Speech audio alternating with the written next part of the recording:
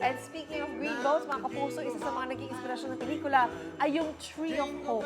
Ito yung puno kung saan pwede kang magsabit ng mga wish nyo. That's right. At may real-life version yan sa Giginto Municipal Jail.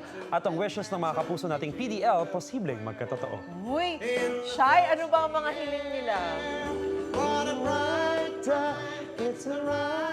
Hi, Miss Lynn! Partner Kaloy! Hello, hello! Good morning, mga kapuso! At Pasko na! Merry Christmas! Nako, syempre, bago ang lahat, bibigyan muna natin ng maagang sorpresa at saya ang isang lugar kung saan yung mga kapuso natin dito ay malayo po sa kanilang mga mahal sa buhay ngayong Pasko. At nandito nga kami ngayon sa Giginto Municipal Jail para mamigay ng pamasko at Noche Buena. So kanina po, nagsalo-salo na po ang mga kapuso nating PDLs dito. Pinagsalo-saluhan nila ang munting nating handa na para sa kanila. Meron tayong mga spaghetti, may carbonara, may chicken, may lumpia din, may mga pansit at ilang kakanin po. So kanina batch per batch na po silang kumain dito at syempre hindi lang po yan ang pinunta natin dito dahil ngayong Pasko nga gusto natin din ipadama sa kanila ang pag-asa at pagbigay ng diwa. Paparamdam natin yung diwa ng Pasko sa kanila dahil kasama natin nga ngayon ang puno ng pangarap. So mga kapuso, ito pong konsepto na ito ay isa sa mga naging inspirasyon ng pinakaabangang pelikula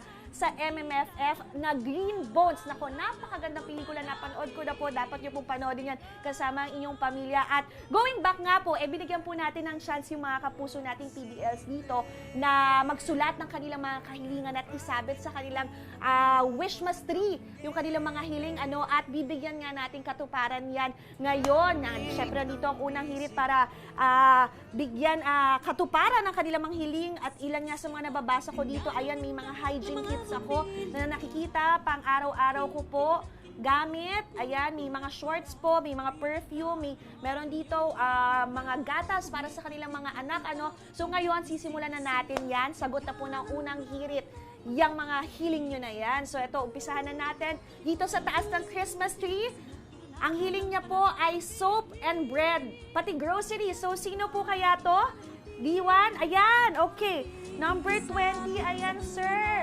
So ang hiling nyo po ay soap, bread, and groceries. Bakit po yun ang nahiling nyo po? Para po sa Noche Buena namin. Noche Buena nyo po. So hindi po para sa inyo to, ibibigay nyo po sa iyong pamilya. Opo. Dadalaw yan sila for sure, no? Opo. Ngayong Pasko. At dahil dyan, eto po, meron po kami, dala po namin ang inyong soap. Meron din po ditong bread. Ayan, perfect po yan. At syempre, ang pang Noche Buena natin. Wow, kompleto. O, diba?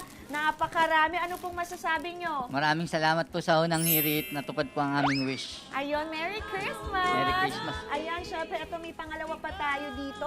Bigyan natin para makarami tayo. Una na hotdog, pandantayan. Oy, sino ay mahilig sa dantayan? Sino to? Ayan! Kuya, ang cute naman ang hiling mo. Bakit naman unan na dantayan hotdog? Kasi po mahilig po ako sa unan, kaya po yun yung wish ko na regalo na matanggap ngayong Pasko. Wow, at dahil dyan, ito na, sagot na ng unang hirit, ang una na hotdog mo na dantayan. Yay, mas masarap ang tulog mo niyan, for sure.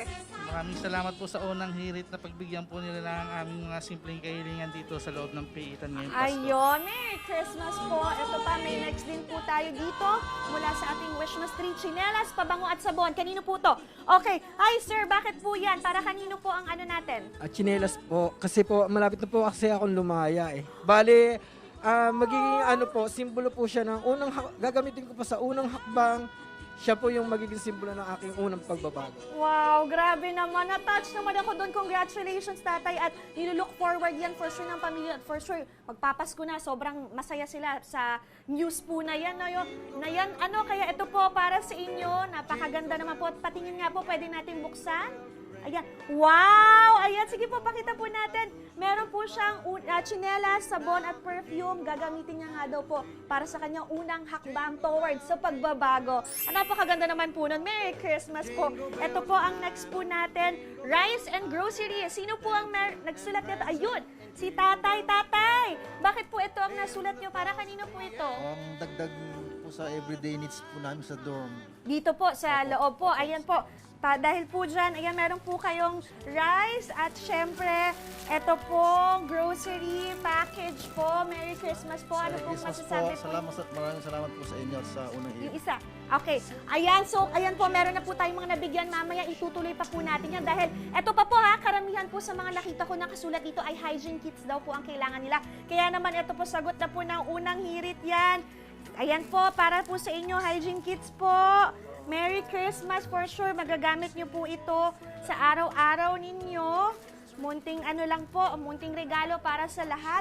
Ayan mga kapuso, dyan lang kayo dahil mamaya magbabasa po tayo ng mga kahilingan nila mula sa Puno ng Pangarap. Kaya dito lang kayo, abang-abang lang sa unang hirit. Yay! Merry Christmas, guys! Wait! Wait lang! Huwag mo muna i-close. Mag-subscribe ka na muna sa GMA Public Affairs YouTube channel para lagi kang una sa mga latest kwento at balita. I-follow mo na rin ang official social media pages ng Unang Hirit. Thank you. O sige na,